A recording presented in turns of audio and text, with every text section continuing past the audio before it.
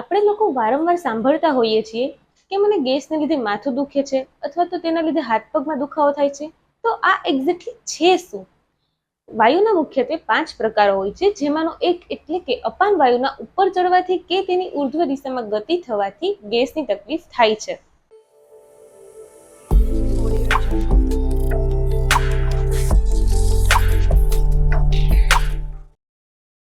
નમસ્કાર, myself doctor Pooja Doshi from Amritalay Kendra, Rajkot.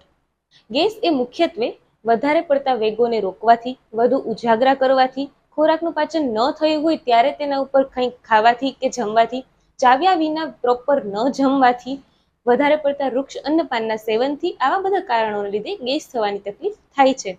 Gas થવાવાળા દર્દીમાં મુખ્યત્વે છાતીનો દુખાવો, માથાનો દુખાવો, બેચેની, શરીરમાં ગભરામણ કે શરીરનું વધારે પડતું ભારે થવું, આવા બધા લક્ષણો જોવા મળતા હોય છે.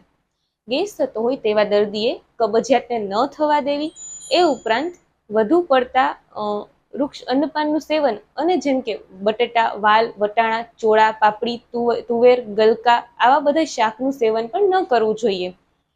ઉપરાંત વાસી કે જૂનો પડતર ખોરાકનું પણ ન લેવા. આવા લોકોએ હિંગ, આદુ, અજમો, લીંબુ વગેરેનું સેવન કરવું જોઈએ. જમ્યા પછી દેશી ગોળનો એક નાનો ટુકડો ચૂસવાથી પણ ગેસમાં રાહત થાય છે અને એ ઉપરાંત જમ્યા પછી અડધી કલાક જેવી વામકુક્ષી કરવી જોઈએ.